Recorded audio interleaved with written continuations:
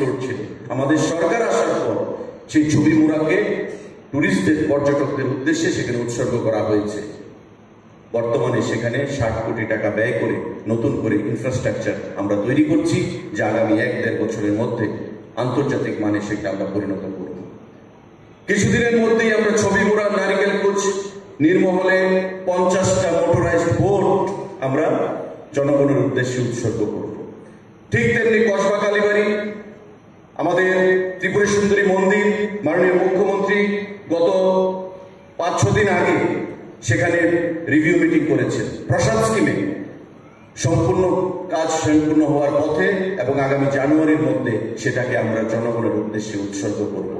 যে প্রসাদ স্কিম ভারত সরকারের সেখান থেকে প্রদান করা হয়েছে। বন্ধুরা, এশিয়ান ডেভেলপমেন্ট ব্যাংক আমাদেরকে কসবা কালীবাড়ি এবং আমাদের ওল্ড আগরতলার যে চতুর্দশ দেবতা মন্দির 30 কোটি টাকা প্রদান করেছে এবং সেই টাকা দিয়ে আমরা তাদেরকে ঢেলে সাজানোর সেখানে চেষ্টা চলেছে, যাতে করে আপনি adventure tourism, water tourism, spiritual tourism, hospital tourism সমস্ত দিক থেকে যাতে আমরা ইকো ট্যুরিজম বলুন, প্রতিটা ক্ষেত্রে যেন আমরা বিদেশ থেকে এবং এই রাজ্যের বাইরে থেকে ট্যুরিস্টদেরকে আমরা আনতে পারি এবং এই রাজ্যকে বিশ্বের মানচিত্রে আমরা নিয়ে যেতে পারি। বন্ধুরা, আজকে আমি আনন্দের সঙ্গে ঘোষণা দিচ্ছি, আসার আগে আমাকে ডাইরেক্টর ট্যুরিজম ফোন করে বললেন যে স্যার, আমাদের যে আলপনা গ্রাম রয়েছে, আপনারা চেনেন অনেকেই আলপনা গ্রামকে, সেই আলপনা গ্রাম আজকে দিল্লিতে কেন্দ্রীয় ট্যুরিজম মন্ত্রীর থেকে এবং ভারতবর্ষের উপরাষ্ট্রপতির হাত থেকে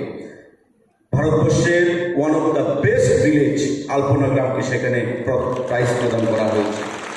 তো এটা আমাদের একটা গর্বের বিষয়। এমনি করে আগামী দিনে আমাদের রাজ্যের টুরিস্ট যে ডেস্টিনেশনগুলো ছোট হোক বড় হোক, প্রতিটা ক্ষেত্রে আমাদের সেখানে পসিবিলিটিস রয়েছে।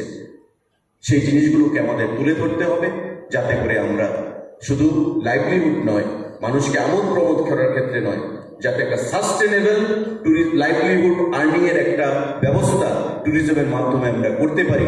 সেই ব্যবস্থায় আমাদের রাজ্যের মাননীয় মুখ্যমন্ত্রীর মার্গদর্শনে, ওনার নির্দেশে আমরা কাজ করে যাচ্ছি। বন্ধুরা, আজকের এই সুন্দর দিনে তাই আপনারা যারা এখানে উপস্থিত হয়েছেন, আমি আপনাদের প্রত্যেকের কাছে আহ্বান জানাবো যে আপনারা অনুষ্ঠানের শেষ পর্যন্ত উপস্থিত থেকে, শ্রীকান্ত আচার্যকে পশ্চিমবঙ্গ থেকে আনা হয়েছে, আপনারা ওনার যে সঙ্গীত সেগুলোকে উপভোগ করবেন।